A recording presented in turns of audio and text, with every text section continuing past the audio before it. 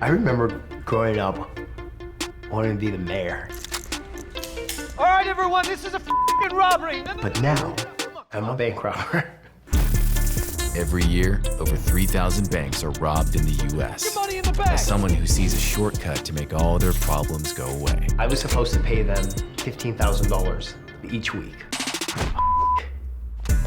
But first, they'll need to plan the perfect heist. I knew I had a certain skill set, military guy, everything, aggression. He brandished a handgun. Because of his approach, they were very quick to comply. We were left with the hope that somehow we would get a tip from somebody.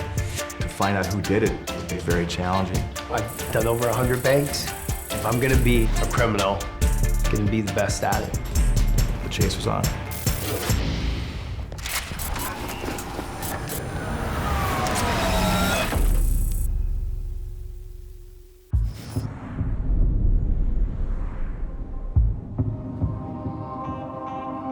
Growing up in Oakland, it was just my mom and my little brother and I.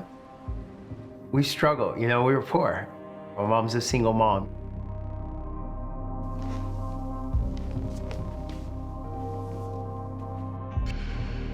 My father jumped out of the picture right after my conception. He was involved in small-time crime and he's doing drugs and, you know, he ended up becoming a heroin addict. I didn't know him for pretty much the whole beginning of my life. There was a little, well, maybe there was a big part of me that had this resentment that why wasn't I good enough, you know?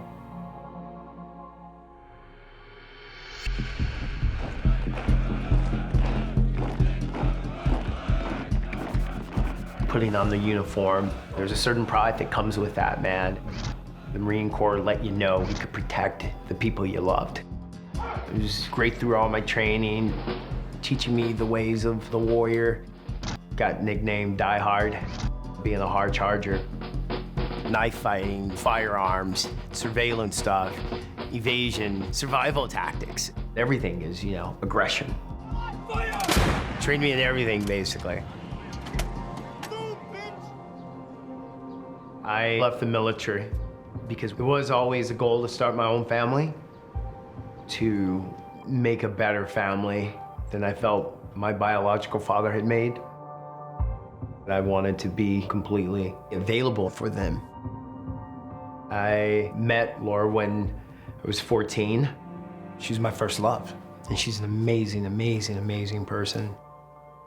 We got married around 19 or 20. We had our first child. We've got 3 girls. I was doing a lot of security work. Personal protection, bodyguard, security firms, stuff like that. One of my relatives, he was staying with me at the time, was driving these trucks from the border just to earn money with what he thought was a simple transportation of, you know, stolen computers and maybe marijuana or something.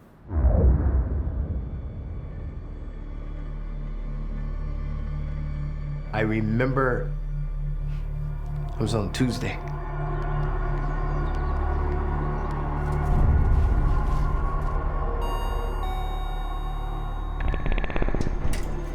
I had some people showing up at my door.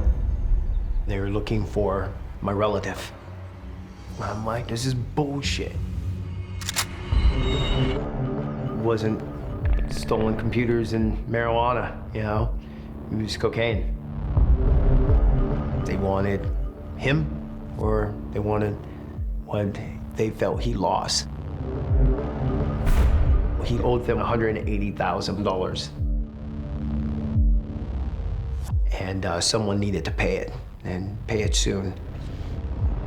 He says, listen, man, you got a really nice, beautiful wife and 3 little kids, man. You need to think for them. And I said, did you just threaten my wife and kids?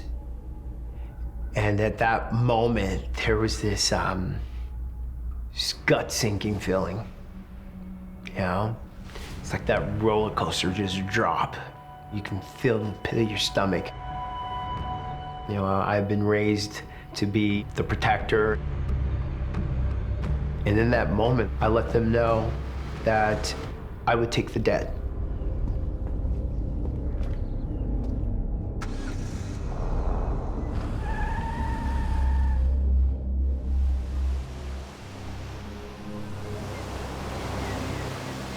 I was supposed to pay them $15,000 on a Thursday of each week.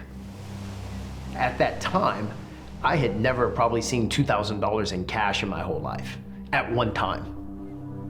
And I remember saying, how do you expect me to get this money to you? Can't get water from a rock. He goes, you Mr. Soldier Boy, go rob a bank. And I said, rob a bank? That's a federal crime. I mean, he said, listen, you asked me how you could get money. I told you how I know. You got a better way? Go get it. But you just need to get it.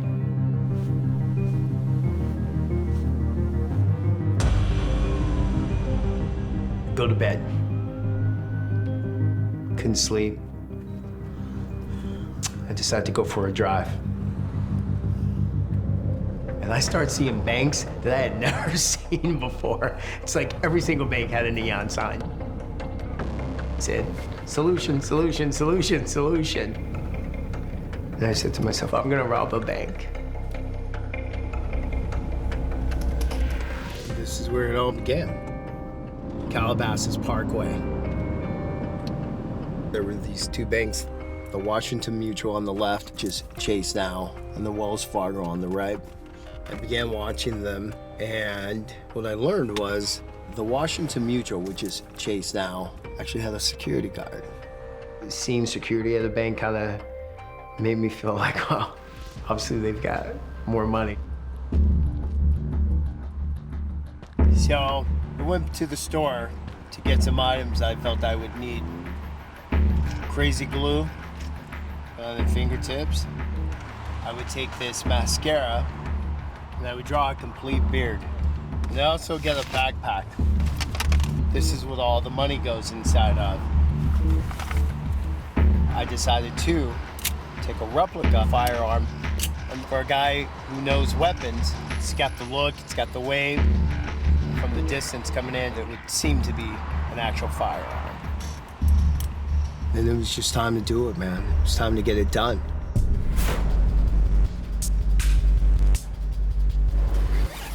Got my baseball cap.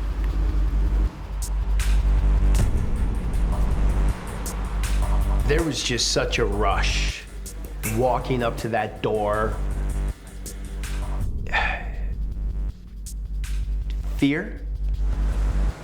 Heart's pumping, adrenaline's kicking. All right, everyone, this is a robbery. No. I would Get up. immediately yell, this is a bank robbery, I'm here for the bank's money. Just look at the floor, don't look at me. And then I'd yell back at the door, Hey, Joe. anybody try and go out, do them. But there was no Joe. It was a made-up person. I would make someone believe that someone else was in there with me. Just give me the money. Come on. Come on in the bag. I never would tell people to get on the floor or to raise their hands because I knew if I was walking up to a bank and I was able to see in and everybody's standing there with their hands in the air or laying on the floor, I'm turning around and calling the cops, right? Put the money in the bag.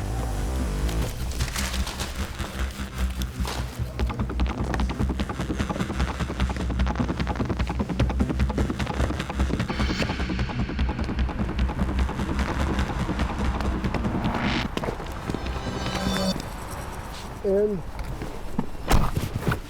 Back off. Glasses off. Hats off. I turn on the music. Have both windows down. Because nobody's looking for a guy with both windows down, kind of rocking out, you know?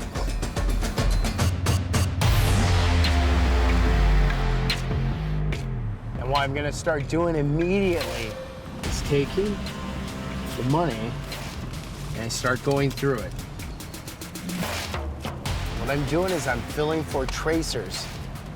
No pack in it, throw it on the floor. He's like, wow, I was coming that much closer to paying this debt off.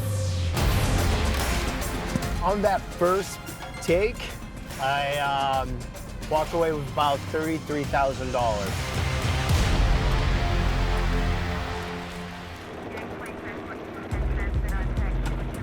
The pager went off, notifying us of a 211, which is a code for robbery. So there was a significant loss with this robbery, larger than we normally see. It's very unique to have a takeover style robbery. It's very rare for one person to do that. He was able to go through and get multiple tellers to comply with his demands. He ordered each one of them to put money from their drawer onto the counter. He brandished a handgun. To find out who did it would be very challenging. But any case I had, I was determined. It's a calling. The chase was on. I'd watch the volume of people that went in and out. The higher the volume, the better the payday. I hoped he robbed again, for me to find a piece of evidence that would help me find him. Move! Put the money in the bag! I needed to get into the race, and I didn't even have a way to get into the race until he made a mistake. Okay, everybody, this is a robbery!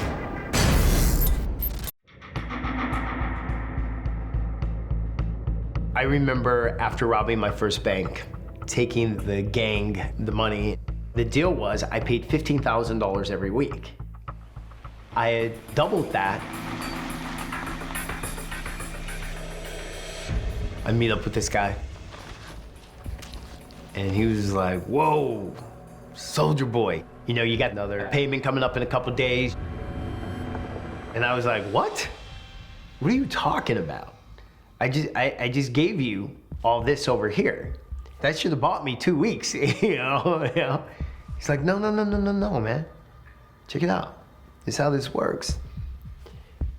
Every week, you pay us.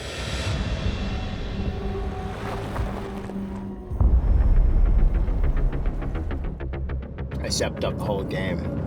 Sometimes once every couple weeks, sometimes 2 or 3 a week. Okay, everybody, this is a robbery! Put the money in the bag!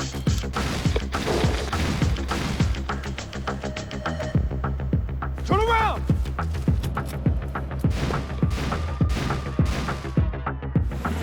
It was a mixed bag of emotions. But I've always had this adrenaline streak, man, this adrenaline junkie.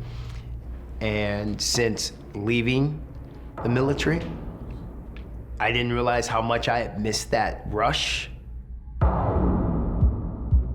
He was very, very aggressive, very commanding. Because of his approach, his verbal attack on these people, they were very quick to comply. The biggest thing we noticed was the backpack that he wore on his chest. It was why we call him the Kangaroo Bandit, because of the pouch.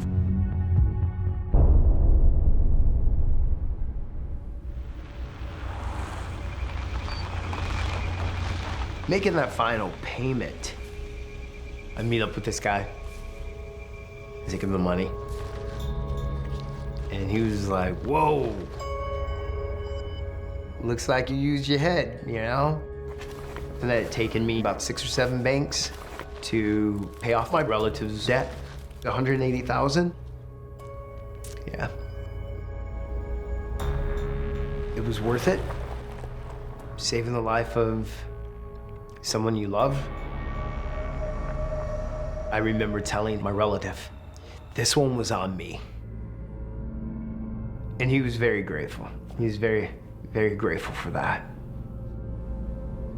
And I told him, if he ever got in trouble again, I'd probably kill him myself.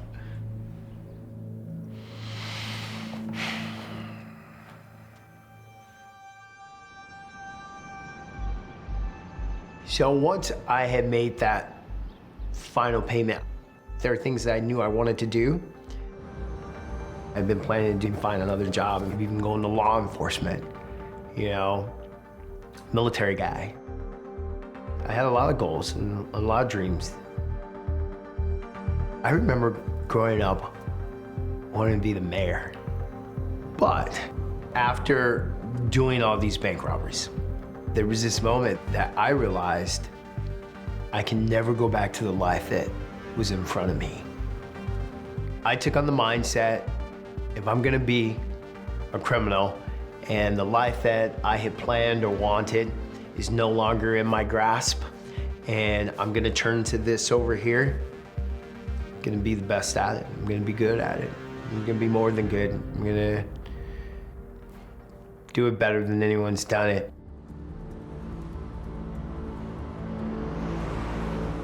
I knew I had a certain skill set, tactical, operational stuff. I decided to turn it into a job. I remember me wanting to make $1 million and then realizing how easy this was. And then that went to 3 million. And then the final was like, okay, 5 million. 5 million is what I'm gonna get. It was crazy. It turned into greed, opened up Pandora's box. I decided to do all the homework, finding banks that were easily accessible and that had multiple routes out. I often looked for banks that were next to merchants because to me, those banks would probably have more monies in them. I'd get there before the bank opened. So I'd watch the person putting in the key. Tells me that's more likely the manager. I'd watch inside the bank and I'd watch who tellers, if they were having an issue, who they would walk up to and talk to. I'd watch the volume of people that went in and out. The higher the volume, the better I figured the payday would be. Everybody, stay where you are! Hands by your side! I needed to get into the race, and I didn't even have a way to get into the race until we had a piece of evidence. With a partial disguise, it was difficult to get an identification. There was a variety of descriptions of the ethnicity of this bandit, from everything from a white male to a black male, to Hispanic. Some people said Middle Eastern. Until he made a mistake, you know, it was his advantage.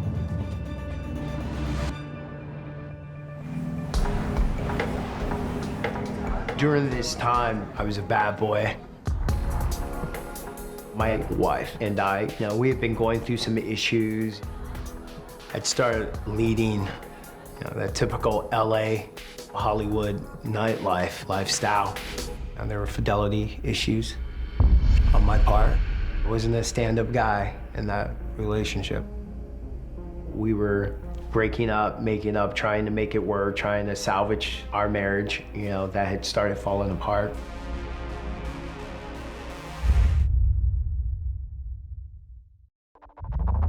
With my girls, I was trying to be that dad that I didn't have when I was their age. So I would just give my daughters and their mom money. The money created more lies. I had to tell bigger lies about the money and where it came from. But robbing a bank became an addiction. I would do one teller and then go into a bank vault. We were left with the hope that somehow we would get a tip from somebody. Do me a favor. I want you to kill yourself tonight.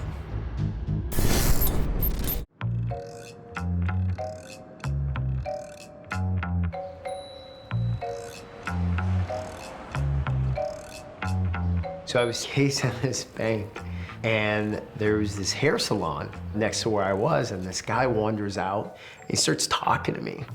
You try to do the whole not approachable thing, kind of head down, doing something else.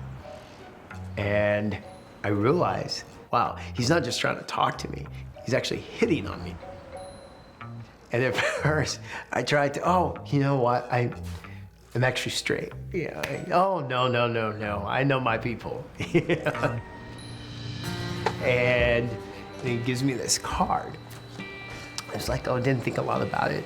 I was just about done doing my stakeout anyway, and I had seen mostly what I needed to see. So I was like, I'll come back tomorrow and do this bank. Okay, everybody, this is a robbery. No. This is a really, really tough bank. Get up! Get off the floor, hands down! Don't look at me! I didn't leave any room for error there. Come on, move! Put the money in my bag! I was downtown, got a page about the robbery.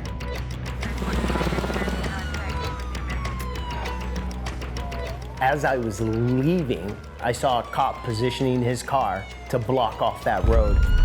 Witnesses had observed the bandit run across the street into this apartment building.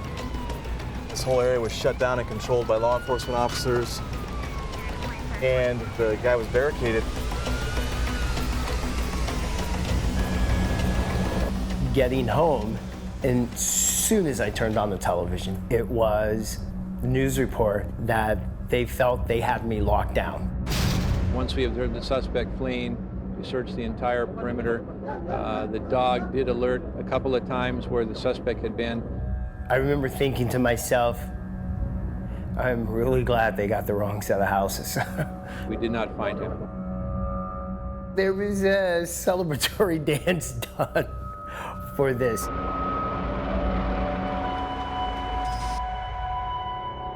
We had images of the Kangaroo Bandit in this robbery at Wells Fargo. Those images were from a video, a VHS tape, and we just froze the frame. But we had no idea who he was. And what's forgotten in that whole process is the victims. And everybody says it's a victimless crime. Well, he was very aggressive. He used vulgarity and profanity. Do you know what normal is, huh? Do you know what normal is? Terrorized witnesses, and I know for a fact that there's tellers that were unable to ever go back to work at a bank because of what happened to them.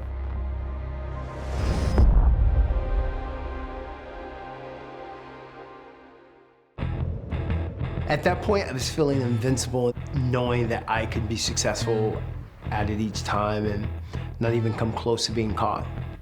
So that does give you a sense of, you know, let's keep going. That's when I started doing it another way. Hey! I stopped doing tellers for a while. I would do one teller and then go into a bank vault.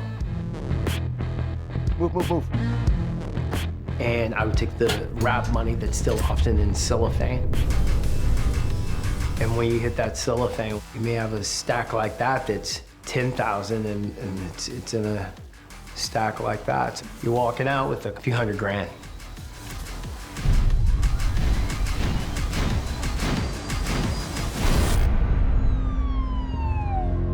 And I tell you what,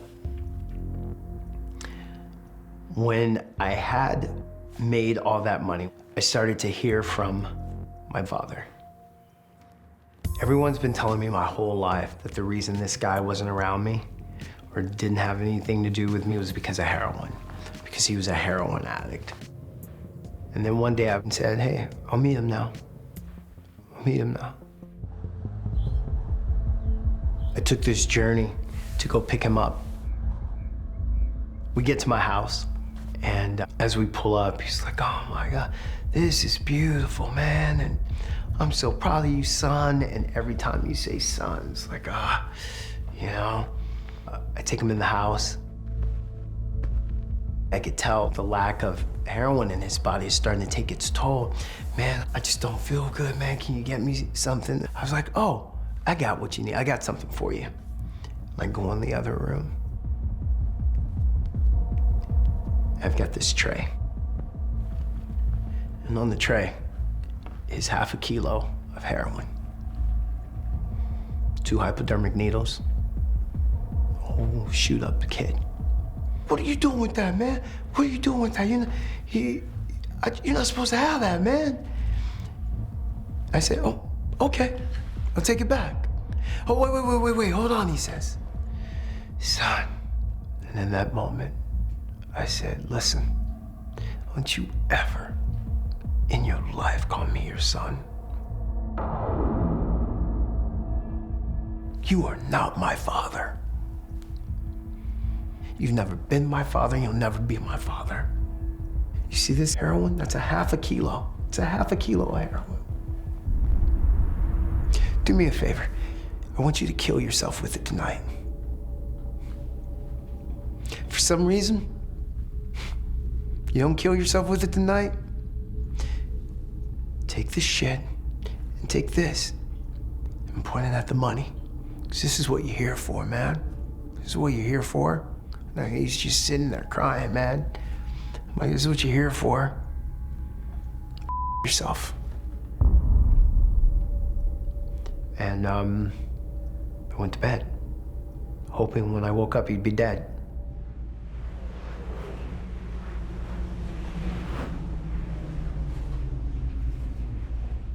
And when I woke up, instead he was up, awake. I'm like, wow, you survived the night, huh? Don't say anything to me. I'll have a car take you home in a minute. Car will be here, pack your shit. Take that with you.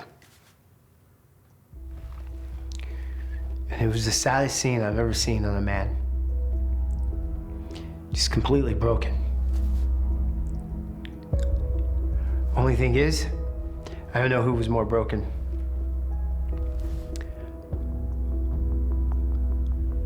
What I did know is he had the same void in him that I had in me in that moment. We got a break. An informant said that he knew the identity of the Kangaroo Bandit. I didn't even realize at first, but I'm crying. And she says, you need to stop this. You've got good stuff to do. I said, we need our warrant now.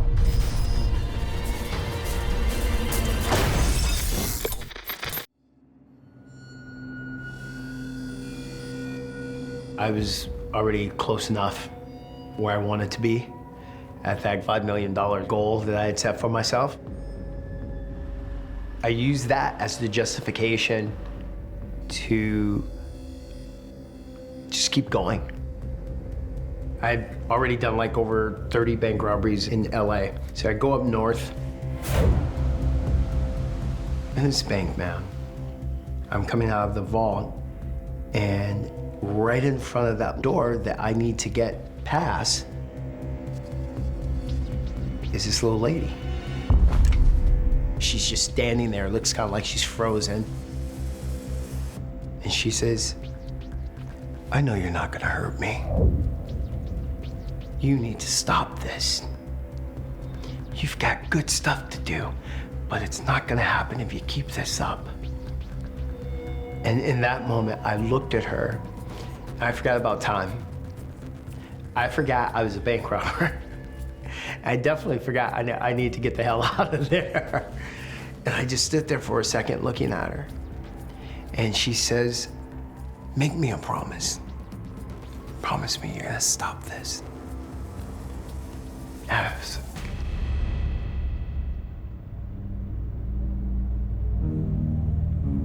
I thought about that lady and what she said to me for a while.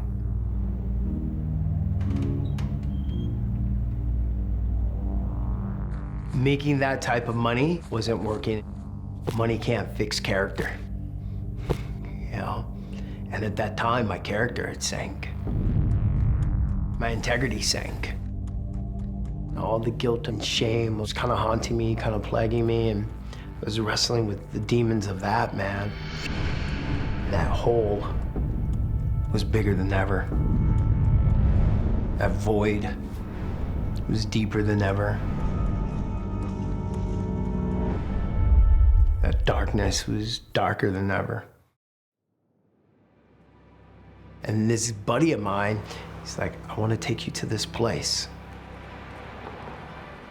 And as we're pulling up, I was like, man, this better not be no church, man. He's like, no, man, just be cool. And I go in and I sit down. And then this guy gets on stage.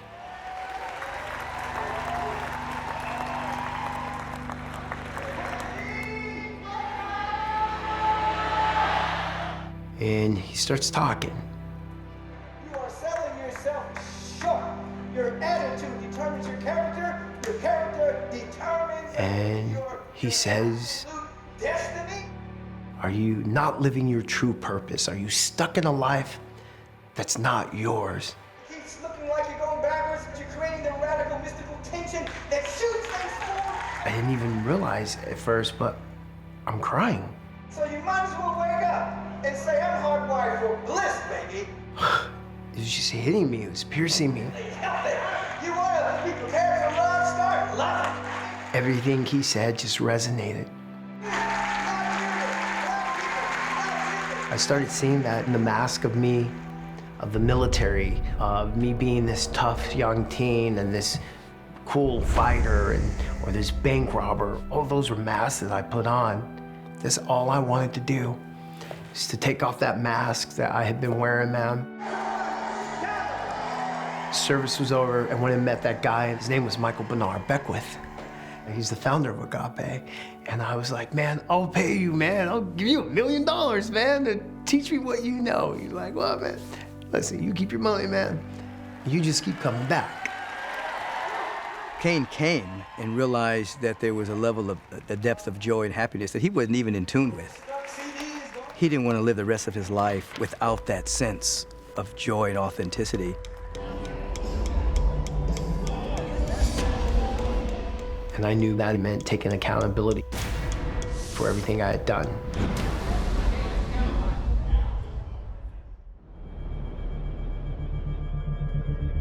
So after months of trying to find a tip, a lead, anything to head us in the right direction, we got a break. I received a call from an investigator in their narcotics unit, and they had developed an informant, and that informant came to them and said that he knew the identity of the Kangaroo Bandit and identified him as Cain Dyer. With that information, I went and obtained California DMV photos of Mr. Dyer. And when I saw that DMV photo of him, I felt pretty confident that we had the right individual. We had enough now to proceed with at least a search warrant. I'm really big on trying to get corroborating evidence. And that night, with the help of my brothers on the SWAT team, we introduced ourselves to Mr. Cain.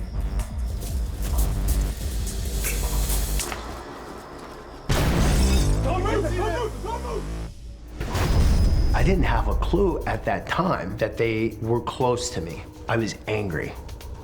We're looking for the gun and anything that tied him to any of the robberies. And then my eyes land on this thing. I was like, holy.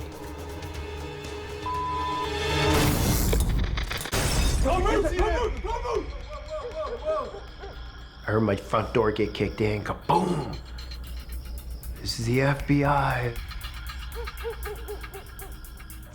Walked in, and he's kind of what I expected. I had a feeling he was going to have this charismatic personality, and he did. He didn't let me down.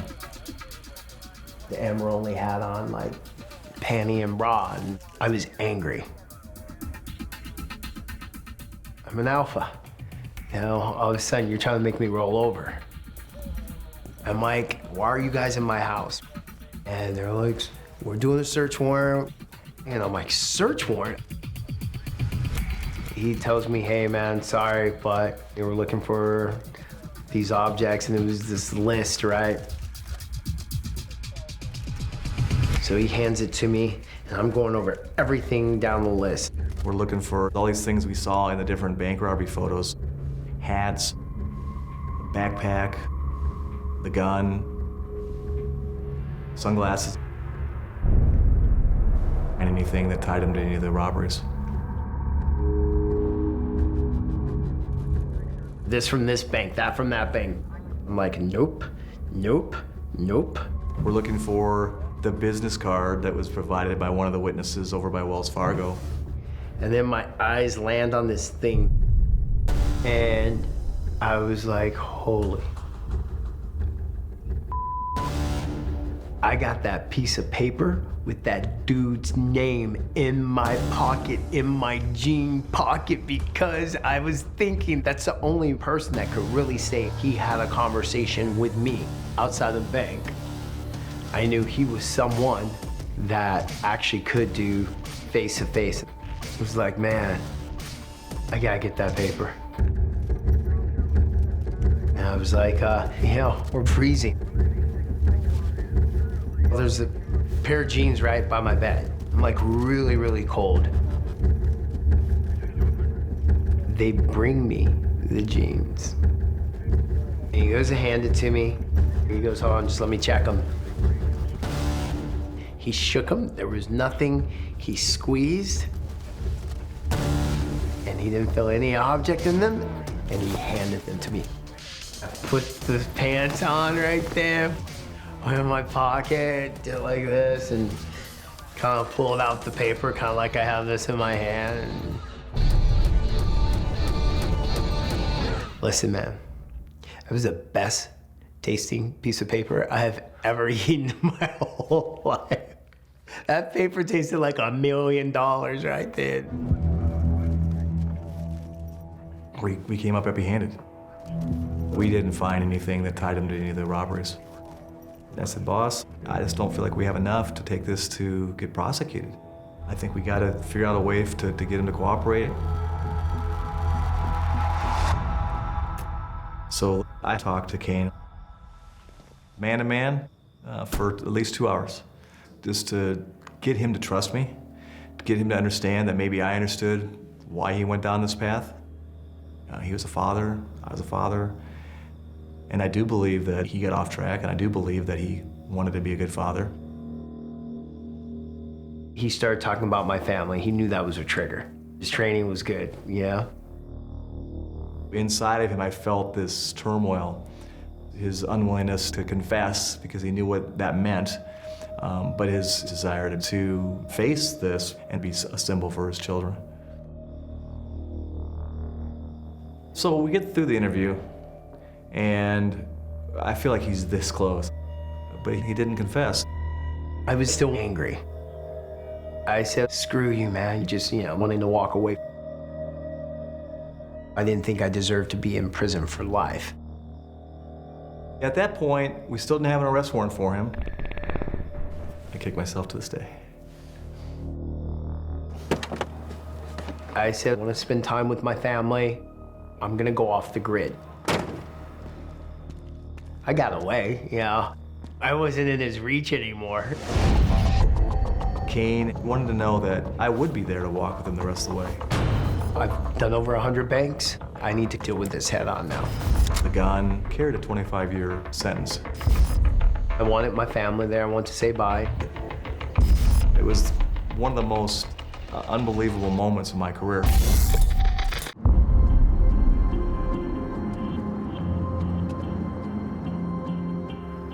I went and stayed in Arizona for a few days and just cleared myself up. Patrick would call me daily. One night I talked to him for almost 2 hours, I think. Cain wanted to know that if he came forward, if he did confess, that I would be there to walk with him the rest of the way. I mean, I'm getting calls at 3 in the morning. And the very last night, he called me and he said, look, Patrick, I'm gonna turn myself in tomorrow. Late in the afternoon, he comes rolling in this Jeep as a passenger. He gets out of the Jeep. It's a big smile on his face. I wanted my family there. I wanted to say bye. Laura was like, hey, don't worry. I'll make sure the kids are there weekly to see you.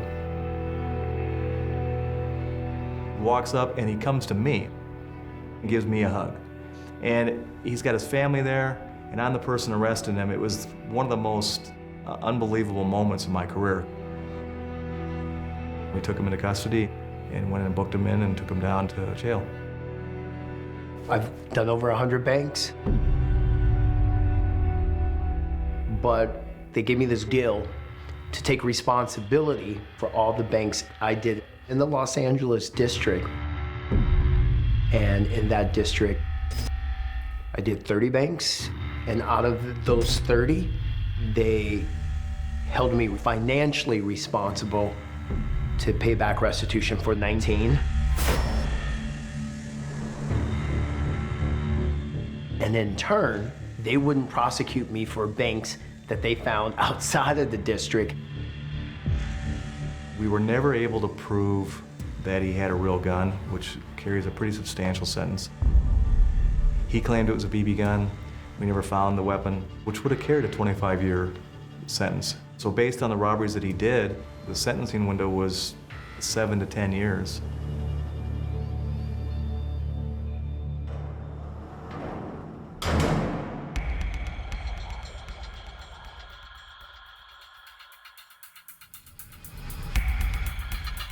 It wasn't until years later, man. I've been in prison now for 4 years. I get this letter. It was a letter from him, my father.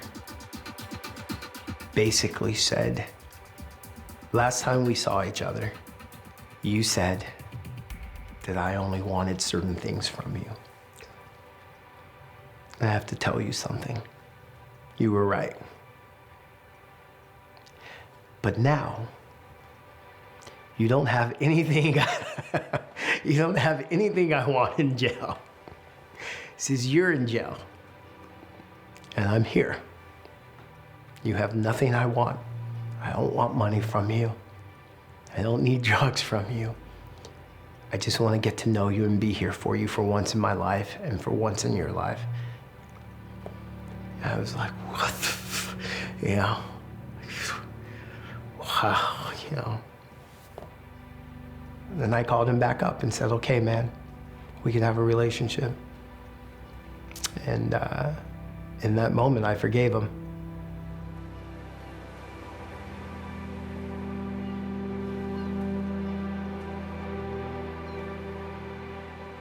My father gave me the beautiful gift of learning forgiveness. And we started working on building a friendship.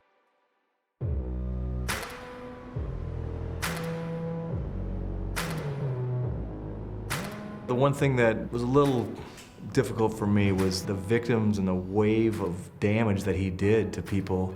You know, that's the part that's not reconciled. And I just told him, I said, look, Cain, when you're done with this, I'll look you up and I'll have a beer with you.